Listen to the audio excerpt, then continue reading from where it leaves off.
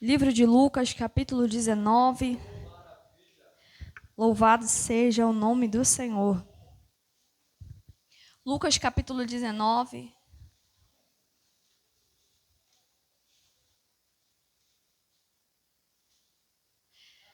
Você que achou, diga glória a Deus.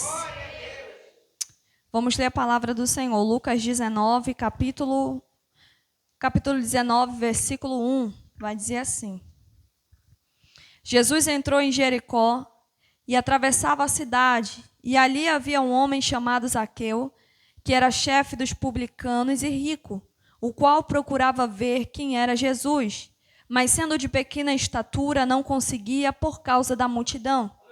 Então correu adiante e subiu numa figueira brava para vê-lo, porque passaria por ali. Quando Jesus chegou àquele lugar, olhando para cima, disse-lhe: Zaqueu, desce depressa, pois devo ficar em tua casa hoje. Ele desceu rapidamente e o recebeu com alegria, e todos os que viram isso começaram a murmurar, dizendo que ele se hospedara com um homem pecador. Enquanto isso, Zaqueu se levantou e disse ao Senhor: Senhor, resolvo dar a metade dos meus bens aos pobres, e se defraudei a alguém, restituo 4 vezes mais.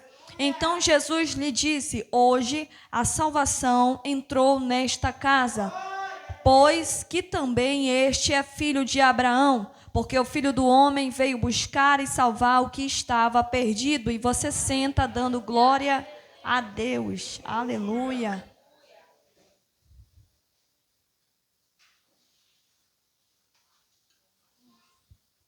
Irmãos, é motivo de muita alegria estar aqui com vocês.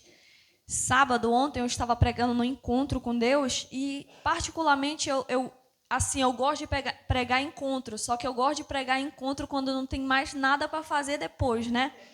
E aí a gente esteve aqui num congresso maravilhoso, né? Eu estava aqui, Senhor, vou entregar tudo o que eu tenho aqui para o Senhor nessa noite, toda a adoração, toda a força que me resta, todo o louvor. E no encontro com Deus foi justamente um momento de libertação, né? Onde muitas almas ali foram libertas, né? Muitas pessoas ali receberam a libertação de Deus, né? Graças pela glória de Deus, a glória toda é de Deus. E assim, irmãos, só quem prega a palavra sabe depois como fica, né? Após uma pregação, após uma ministração. E ainda mais se no meio da ministração houver algum tipo de libertação ao que o Senhor faz. Então, eu não costumo ir pregar em encontros sem a direção de Deus, né? Porque cada lugar tem uma atmosfera diferente. E nesses lugares o Senhor opera de uma forma poderosa. E aí foi uma bênção para a glória de Deus. E essa é a mesma palavra que eu vou trazer hoje. Foi a mesma palavra que eu ministrei lá. E o Senhor ainda tem falado comigo e eu creio que o Senhor vai falar com cada um de nós nessa noite. Amém? Glória a Deus. Eu peço que você preste atenção na palavra, se concentre, feche os seus olhos, abaixe sua cabeça nesse momento. Eu quero fazer uma breve oração.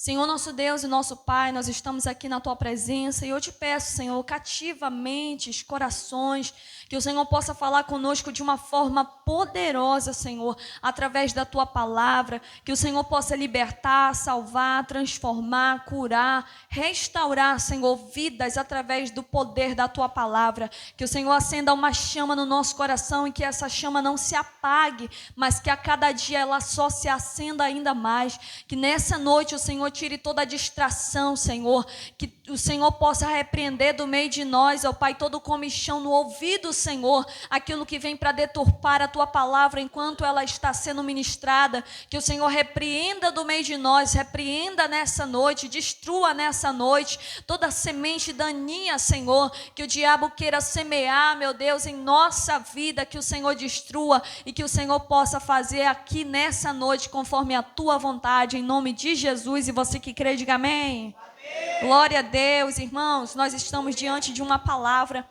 e essa palavra nessa noite vamos falar a respeito de Zaqueu. Zaqueu, ele era o chefe dos publicanos, e a Bíblia diz que ele era chefe dos cobradores de impostos, né? Zaqueu, ele era um homem muito odiado naquela época, pelo simples fato dele ser o chefe daquelas pessoas que saíam na rua cobrando os impostos das outras pessoas da cidade de Jericó. E não é diferente dos dias de hoje, né? Nos dias de hoje é diferente, sim. Por quê? Porque os impostos eles não são cobrados de porta em porta, né? Hoje em dia tem gente que deve e não paga e ninguém bate na tua porta cobrando. Só que naquele tempo os cobradores de impostos eles iam de porta em porta e cobravam e era aquele negócio, né? Então era mais complicado naquele tempo. E o povo daquela época eles odiavam os cobradores de impostos, não porque eles não queriam pagar, mas por conta dos juros serem altíssimos, porque eles cobravam além do que deveriam daquele povo. E a palavra do Senhor vai dizer que Zaqueu, sendo chefe dos cobradores de imposto, um homem bastante conhecido na cidade de Jericó, reconhecido pelo cargo que ele tinha, a Bíblia diz que ele ouve falar de Jesus, porque Jesus estava fazendo grandes milagres na cidade de Jericó. E um desses milagres foi o milagre do cego de Jericó. Acredito que foi o evangelista Lucas que pregou sobre o cego de Jericó que estava à beira do caminho. E a palavra do Senhor vai dizer que Jesus operou ali um milagre instantâneo na vida daquele homem, né? Lhe curando da cegueira que aquele homem vivia durante muitos anos. E a Bíblia diz que a fama de Jesus, ele percorreu sobre a cidade de Jericó, porque Jesus estava passando por Jericó. Falando sobre isso, Zaqueu, ele ouve falar de Jesus, e Zaqueu vai imediatamente... Nasceu um desejo no coração dele de querer conhecer Jesus, de querer saber quem Jesus era. Isso é uma curiosidade, né? Ai, quem é esse Jesus tão famoso que todos estão falando que ele cura, que ele está fazendo grandes milagres, grandes prodígios, grandes maravilhas. Zaqueu nasce um desejo muito forte no coração de conhecer Jesus, de ver quem era Jesus. E a Bíblia diz que movido por essa curiosidade, movido por esse desejo, Zaqueu ele vai tomar uma decisão e ele sobe numa figueira brava. Quando Zaqueu ele está subindo naquela figueira brava, e eu fui pesquisar sobre essa figueira brava, eu pensava que essa figueira era uma figueira que tinha vários espinhos, quando na verdade essa figueira é uma figueira bem frondosa. Se você for pesquisar, vai ver uma árvore que é uma árvore difícil de se subir, na verdade. E a Bíblia vai dizer que Zaqueu, eu imagino que Zaqueu, por ser de baixa estatura, ele teve um pouco de dificuldade de subir naquela figueira, justamente movido pelo desejo, movido pela curiosidade de ver quem era Jesus. Ele vai passando por todas essas circunstâncias que poderiam impedir ele desse desejo ser concretizado na vida de Zaqueu. Só que Zaqueu ele vai se esforçar para subir naquela figueira, e a Bíblia não vai relatar, mas nós podemos imaginar ali, imagine aí, Zaqueu sobe, mas quanto tempo Zaqueu esperou lá? Quantas horas Zaqueu esperou lá? Quantos minutos Zaqueu esperou lá? Porque Jesus ele passava, mas enquanto ele passava, alguma coisa acontecia, Jesus parava, Jesus curava. Então a gente entende aqui que não foi imediatamente que Zaqueu subiu, Jesus passou. Houve ali nesse meio tempo, talvez, Jesus pode ter curado alguém, salvado alguém, feito outros milagres,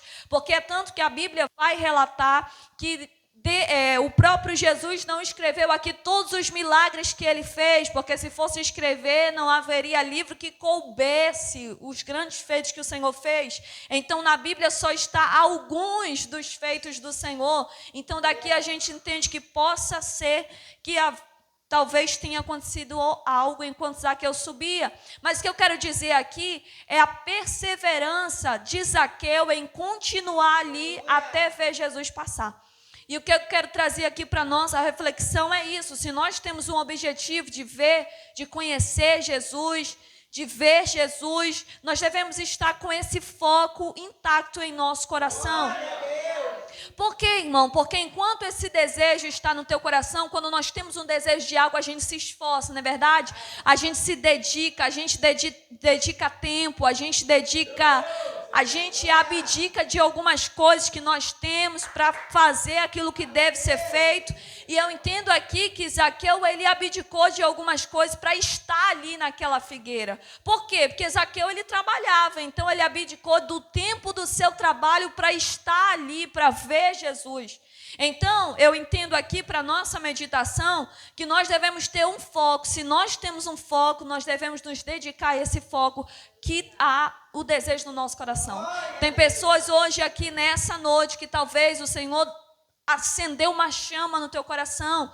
Talvez você ouviu uma palavra e o Senhor acendeu um desejo no teu coração. Eu não sei qual seja o desejo. Talvez seja um desejo de ler a palavra. Talvez seja um desejo de orar mais. Talvez seja um desejo de se consagrar mais. Entenda, irmão, nenhum desejo ele é ali mantido pelo Senhor, quando na verdade o desejo que o Senhor coloca no nosso coração, ele só vai continuar ali em nosso coração e para que nós venhamos fazer com a nossa própria disciplina. Porque Deus, quando Ele coloca um desejo no nosso coração, cabe a nós nos esforçar para que isso que Ele colocou no nosso coração seja feito, seja praticado, seja executado. Tem pessoas hoje aqui que Deus talvez ministrou no coração, tocou no coração para fazer qualquer obra missionária, mas Deus não vai descer do céu para fazer isso por você. Ele acende o desejo no teu coração, Ele implanta em você, mas a preparação é totalmente sua. É você quem deve se preparar para fazer aquilo que Ele te chamou. É você quem deve se preparar para executar a obra, o desejo, aquilo que o Senhor acendeu no seu coração. Quem me entende nessa noite, diga glória a Deus. E por que muitos param no meio do caminho? Porque eles esperam algo sobrenatural acontecer para fazerem aquilo que Deus ministrou para que eles fizessem. Enquanto o Senhor diz, eu apenas acendo o desejo, o que você, a sua parte é fazer aquilo que você sabe que tem que fazer. Né? Então, nós entendemos aqui acerca da palavra, é que Zaqueu, ele nasceu um desejo no coração dele de ver quem era Jesus. E aqui é o primeiro ponto. Qual, pastor, aqui o desejo, ou melhor, a curiosidade de saber quem é Jesus não tem o poder de mudar a nossa vida. Eu vou repetir para a gente entender.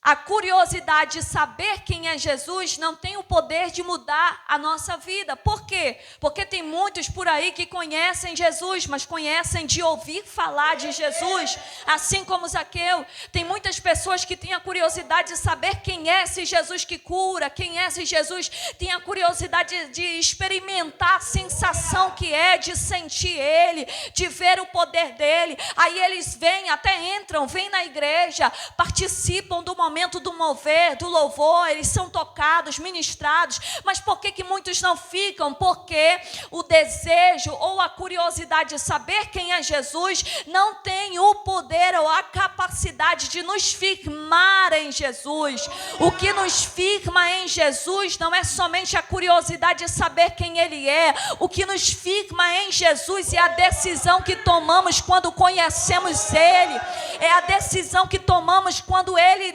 ministra o nosso coração, é a decisão que tomamos quando somos tocados e ministrados pelo seu poder, pela sua graça. Porque a Bíblia vai dizer que Zaqueu está na figueira brava, e quando ele sobe na figueira, passa-se um tempo, Jesus passa. Quando Jesus passa, Jesus sabendo quem era Zaqueu, e Jesus sabendo por que Zaqueu subiu naquela figueira, Jesus sabia ou não sabia? Jesus olha o homem lá na... Imagina, uma multidão aqui embaixo, porque era uma multidão, irmão. Se a Bíblia fala que era uma multidão, é porque era. A Bíblia não mente. Era uma multidão. E no meio dessa multidão tinha uma figueira brava. E lá está Zaqueu. Aí Jesus está passando e ele sabe de todas as coisas. Jesus olha para a figueira, Jesus olha para Zaqueu e diz, Zaqueu, desce depressa, porque hoje me convém entrar em tua casa. Zaqueu queria que Jesus entrasse na casa dele? Vamos lá, gente. Zaqueu queria que Jesus entrasse na casa? Não. Zaqueu queria o quê? Ver Jesus passar. Zaqueu sobe para ver Jesus passar, porque ele queria saber quem era. E por que Zaqueu sobe para ver Jesus passar? Porque ele era de baixa estatura. Ele era um homem pequeno, e lá embaixo ele não conseguiria ver, então ele se esforça para subir. O desejo de Zaqueu é apenas ver, mas Jesus, sabendo que ver não muda a vida de ninguém, Jesus olha para Zaqueu e diz: Zaqueu, eu até sei o que você veio fazer aqui, eu até sei o que você veio fazer subindo nessa figueira, eu sei que o desejo do teu coração é apenas me ver, eu sei que o desejo do teu coração é apenas ver o que eu posso fazer, o milagre que eu opero, aquilo que eu tenho a entregar, mas o que eu tenho para ti não é somente uma vista bela, uma vista momentânea, uma vista que vai te impressionar, um momento que talvez te impressione daquilo que eu posso fazer. O que eu tenho para ti é: Zaqueu, desce depressa, porque hoje me convém entrar na tua casa, porque o que o Senhor quer para nós não é somente um momento, o que o Senhor tem para nós é um momento de intimidade, e só é íntimos aqueles que entram e têm parte dentro da sua casa. Olha só, o desejo de Zaqueu era isso, aí o desejo de Jesus. Às vezes, irmãos, a gente entra na igreja e a gente pensa que só vai... A gente não, estou indo só para um culto, aí Jesus vem. Não é assim? Porque o Senhor tem sempre mais a nos apresentar. A Bíblia diz que os sonhos de Deus e os planos de Deus são maiores e melhores do que os nossos. A gente vem para a presença de Deus e diz: Senhor, eu vou para a tua presença porque eu quero te adorar, eu quero te buscar. Esse é o nosso desejo, mas o que o Senhor tem para nós é sempre maior. A Bíblia vai dizer então que Jesus ele vai entrar na casa de Zaqueu. Quando Jesus está na casa de Zaqueu, dentro de casa, isso é bom, não é? Quem quer Jesus em sua casa? Gente, todo mundo quer Jesus em sua casa. Só que se eu te falar que o fato de Jesus estar na casa, isso não significa que algo ali vai mudar. Eu não vou falar rasgado aqui, porque isso aqui é para gente que já está em outro nível.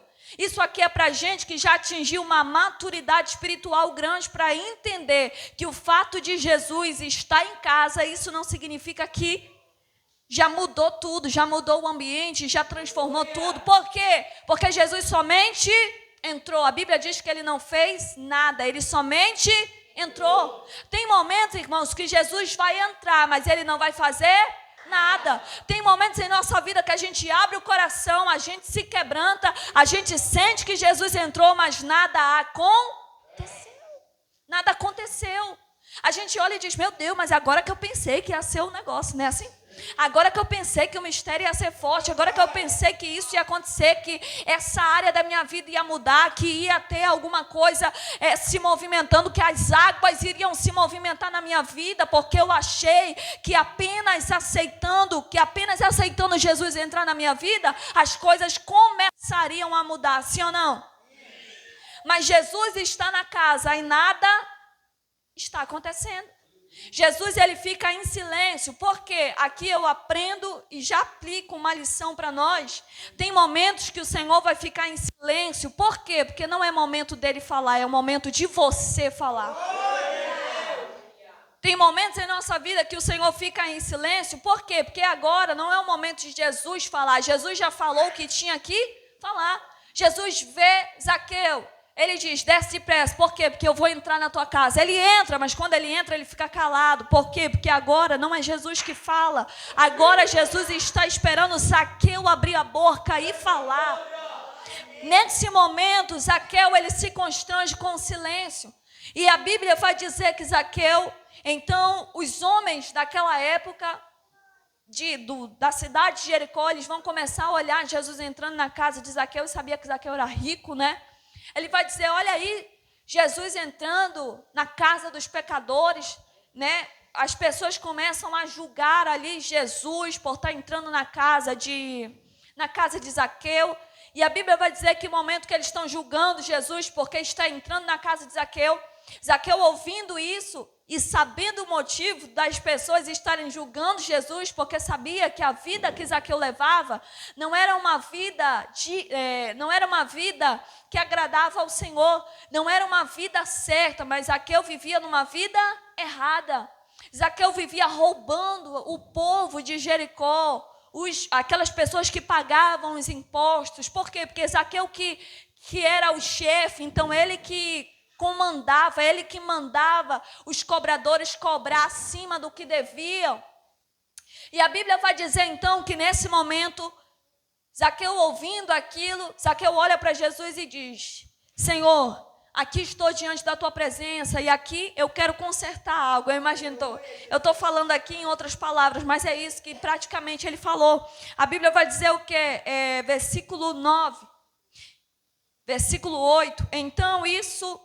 Enquanto isso, Zaqueu se levantou e disse ao Senhor: Senhor, resolvo dar metade dos meus bens aos pobres, e se defraudei a alguém, restituo 4 vezes mais.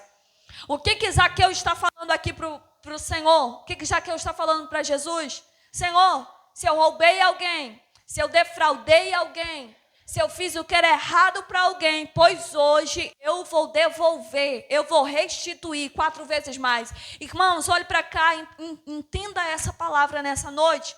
O maior sinônimo do arrependimento de Deus sobre a nossa vida não é quando você somente pede perdão e não muda o seu comportamento. O maior sinônimo de arrependimento que nós temos é quando nós nos arrependemos e temos a mudança de atitude.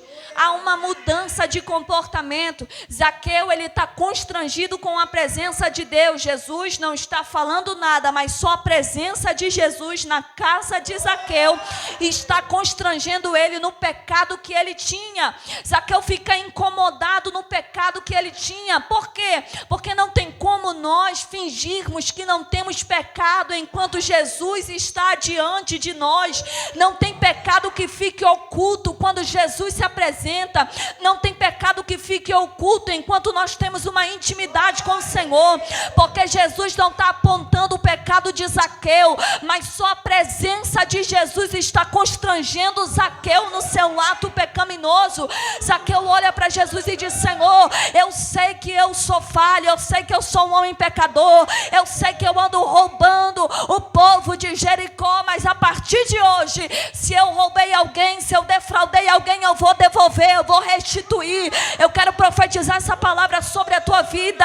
Quando nós temos um encontro com o Senhor verdadeiro, não há nada não há nada oculto que não venha a ser revelado. Quando nós temos um encontro com Deus verdadeiro, o pecado não pode prevalecer sobre a tua vida, a mentira não pode prevalecer sobre a tua vida. Você precisa confessá-lo diante da presença do Senhor. Irmãos, aqueles que dizem que já nasceram de novo, mas andam pecando, não nasceram de novo, não aceitaram ao Senhor. Por quê? Porque pediram perdão com os lábios, mas o coração continua, o pecado continua no coração. Então olhe para cá, entenda. Eu quero aplicar isso, eu até coloquei aqui. Então, o arrependimento não é apenas sentir culpa. Porque tem gente, irmão, que pensa que se arrependeu só porque sente uma culpa. Jesus está expondo o teu pecado, Jesus está dizendo em que você está errando, aí você só se sente culpado. E você acha que essa culpa é o arrependimento, mas a culpa sem mudança não traz restauração. Tem gente que sente culpa, mas não tem a vida restaurada, daqui a pouco está pecando de novo, daqui a pouco caiu de novo, daqui a pouco está fazendo o que desagrada a Deus de novo. Então a culpa sem restauração não existe, a culpa sem mudança não traz restauração. A culpa sem mudança não traz restauração, mas a culpa com mudança traz a restauração sobre a tua vida. Culpa sem mudança não traz restauração, mas a culpa com a mudança. Por que eu estou dizendo isso? Porque quando o Senhor nos constrange, nós sentimos uma tristeza, que no caso é a vergonha do que você fez. Quem aqui já sentiu isso? Levanta a mão, eu sou a primeira. Nós pecamos contra o Senhor expôs o nosso pecado. O pastor não precisa revelar não, o Espírito fala aí dentro de ti, é isso aí. Não é assim? O Espírito fala. E aí nós sentimos o quê? Vergonha. Pelo quê? Pelo pecado. E essa vergonha, ela produz o quê? O arrependimento. Então, se nós sentimos culpa, mas não mudamos, não nos arrependemos. É só a culpa. Então, isso a gente precisa aprender. E não é apenas o temor do castigo, porque tem gente, eu vou falar isso aqui, tem gente, irmão, que finge que se arrepende só pelo temor do castigo de Deus, pelo temor do que vai acontecer se você não fizer o que Deus está mandando. Ai, não, eu vou obedecer a Deus porque eu não quero ir para o inferno. Irmão, o que é isso? Isso não é arrependimento. O arrependimento é que você deve fazer o que Deus manda porque você ama a Deus. Você deve fazer o que Deus manda porque você ama agradar ao Senhor. A motivação não deve ser o medo de ir para o inferno ou ser punido pelo Senhor. A motivação de fazer o que é certo deve ser pelo fato de você amar a Deus e temer a Deus e buscar fazer aquilo que agrada ao Senhor. É por isso que o Senhor nos chama de noiva e não de prostituta. Por quê? Porque a noiva ela faz tudo por amor. A prostituta faz pelo dinheiro, pelo que vai ganhar. É assim? Então é por isso que nós somos noiva. Por quê? O Senhor não nos fez marionetes. O Senhor não quer que você esteja na presença dele por medo de alguma coisa que pode acontecer na sua família. O Senhor não quer que você esteja na presença dele somente para que você esteja aqui buscando uma proteção divina. Não, o Senhor quer que você esteja aqui porque você ama ele, porque você deseja agradá-lo e servi-lo verdadeiramente. Então isso é uma coisa que nós devemos guardar no nosso coração. Digo mais, e não é apenas uma emoção passageira. Porque muitos de nós, irmãos, olha aqui o constrangimento que Zaqueu está passando. Jesus não falou nada, mas as pessoas que estavam à volta de Zaqueu e conheciam Zaqueu apontou o pecado dele. Às vezes não é Jesus quem vai falar, mas quem te conhece. Não é assim? As pessoas conheciam Zaqueu, estavam dizendo, olha aí, Jesus está entrando, esse homem é pecador. Então nós não devemos pedir, se arrepender por somente uma emoção passageira. Ai, eu estou emocionado, Jesus está na minha frente, Senhor, me perdoa, é aquele negócio todo. Mas depois daquele momento, você volta a fazer o que é errado. Você volta a praticar as obras que você fazia. Isso não é o arrependimento verdadeiro. 2 Coríntios capítulo 7, versículo 10, porque a tristeza, segundo Deus, opera o arrependimento para a salvação, do qual ninguém se arrepende, mas a tristeza do mundo opera a morte. Então, quando nós pecamos, nós ficamos como? Alegre. Quem tem um espírito fica triste. Você peca, você não fica alegre. Você peca, você fica triste. E essa tristeza, segundo Deus, opera para o arrependimento. Tem gente, irmão, que peca e não sente mais nada. Ah, pequei, pronto, acabou. Não sente mais. Por quê? Perdeu o Espírito Santo, já não tem mais. Nós devemos voltar ao primeiro amor, nós devemos voltar às primeiras obras, nós devemos voltar ao tempo em agradar ao Senhor, a buscar verdadeiramente o seu Espírito. Para quê? Para que estejamos sensíveis à sua presença. Não tem como nós recebermos o grande avivamento. Os louvores estão aí. Na hora do louvor a gente quer viver o avivamento de Deus, mas não há avivamento sem que antes haja arrependimento. Porque o avivamento vem por intermédio do arrependimento. Irmão, avivamento não é cura, não é libertação. Avivamento é arrependimento de pecado. É o pecador reconhecer a sua falha, o seu erro, o seu pecado e se voltar para o Senhor. E voltar a fazer aquilo que agrada ao Senhor. Mas eu creio nessa noite que eu estou diante de um povo, diante de uma geração, diante de jovens que vão a partir dessa noite se voltar ao Senhor, vão fazer aquilo que lhe agrada e vão glorificar a Ele de corpo, alma e espírito diante da presença do Senhor. Aplauda o Senhor, aleluia. Então a Bíblia diz que Zaqueu está diante de Jesus, e quando Zaqueu diz, Senhor, se eu defraudei alguém, se eu fiz o que era errado, sabe o que é isso, irmão? É alguém, às vezes a gente olha para, a pastora está falando aí, mas ainda bem que eu não tenho pecado, não é para mim. Tu é o pior dos pecadores, é a pior pecadora, porque a Bíblia diz que aquele que não tem pecado já pecou. Então nós devemos o quê? Reconhecer que enquanto nós estivermos aqui na terra, nós temos algo a melhorar. Você precisa melhorar em alguma coisa. Tem mulheres, tem homens, irmãos, e talvez a gente tenha pecado em pequenas coisas que não temos percebido, né? A Bíblia diz que aquele que nega a sua família é pior do que o infiel e já negou a fé. O que é isso? Tem gente que tem abandonado a família. Tem gente que tem abandonado o pai, abandonado mãe, abandonado a própria família. O Senhor diz, é pior do que o infiel. Nós devemos o que? Dar valor à família que o Senhor nos deu, à casa que o Senhor nos deu, honrar. Talvez você não tenha a família que você queria, talvez você não tenha a mãe que você queria, o pai que você queria, mas é este que Deus te deu e você deve honrar ainda assim. Glória a Deus, aqui tem um amém. Então nós precisamos o quê? Fazer aquilo conforme a Bíblia nos ensina. Amém? Glória a Deus. Às vezes, irmãos, não temos sido bons filhos para os nossos pais, né? Um dos mandamentos, honra o teu pai, honra a tua mãe. Às vezes estamos em falta. Às vezes não temos sido, irmãos, mulheres verdadeiramente do lar. Boas mães. Às vezes não sentamos com os nossos filhos. Quantos filhos aqui não sentem essa falta? Né? E hoje muitos filhos vivem a sequela de quê? De pais que não estavam sendo posicionados por Deus. Então nós precisamos nos posicionar no tempo em que nós estamos. Para quê? Para consertar em que nós temos falhado diante da presença do Senhor.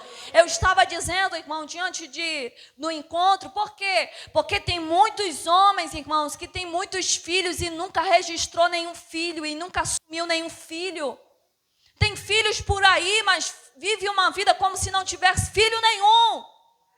Zaqueu disse, se eu defraudei alguém, Zaqueu, imagine aí se esse fosse o pecado de Zaqueu. Senhor, eu sei que eu tenho um filho e eu abandonei ele, pois a partir de hoje eu assumirei a responsabilidade.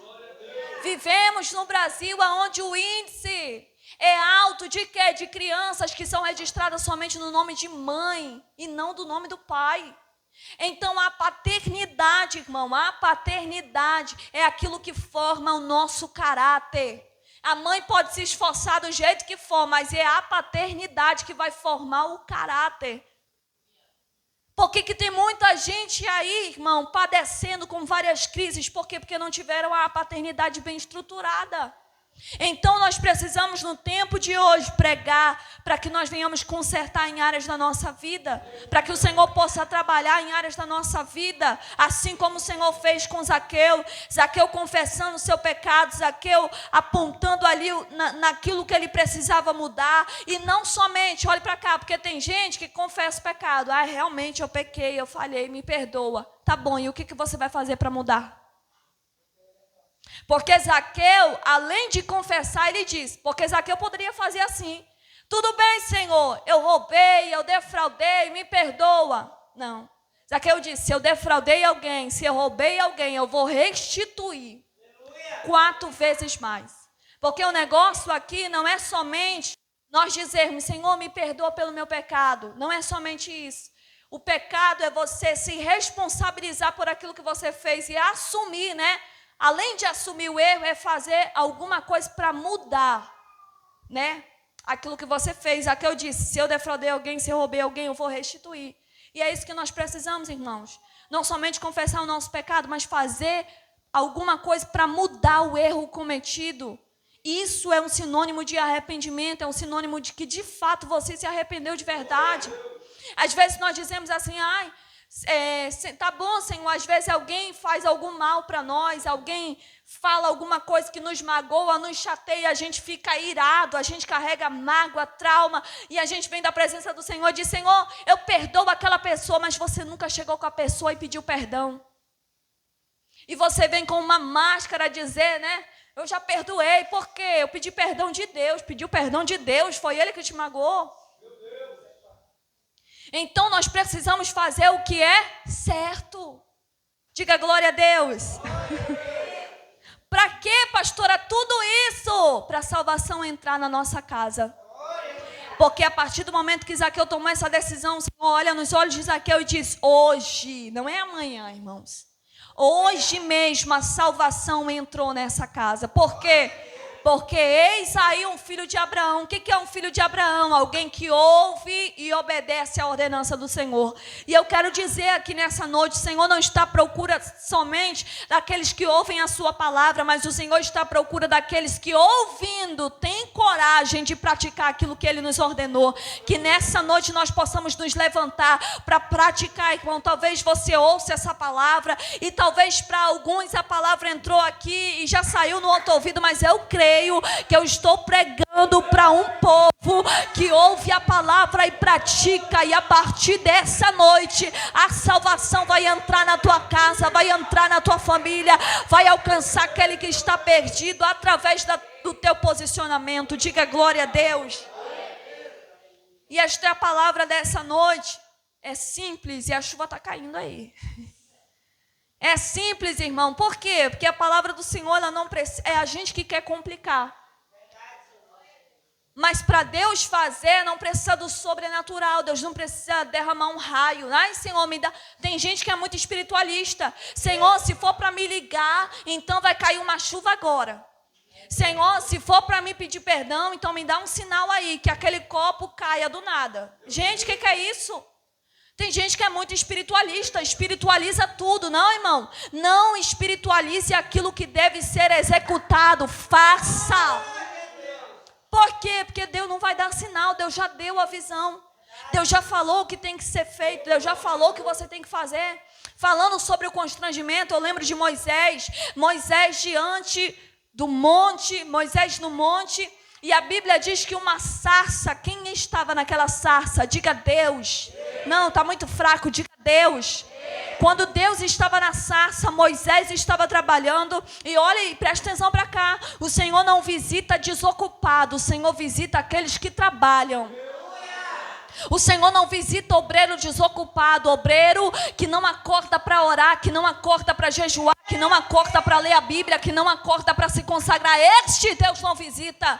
Quando Deus visitou Samuel, Samuel limpava o templo, Samuel dormia no templo, Samuel servia no templo, Samuel fazia tudo o que Eli lhe ordenava, Samuel era obediente. E a voz de Deus bradou naquele quarto e disse: Samuel, te levanta. Então nós entendemos que o Senhor não visita desocupados. Quer que o Senhor te visite? Arregace a manga. Quer que o Senhor te visite? Então se levante e se posicione. Por quê? Porque de repente, o de repente Deus pode acontecer. Quando o Senhor visitou os 120 no templo que estavam orando, buscando o Espírito Santo, o batismo com o Espírito Santo, eles não passaram somente um dia, eles não passaram somente 2 dias, eles passaram lá 10 dias orando: venha Espírito, venha Espírito, venha Espírito. E no 10º dia, de repente, um vento impetuoso tomou aquele lugar e todos foram cheios do Espírito Santo. Mas através de que? Disciplina.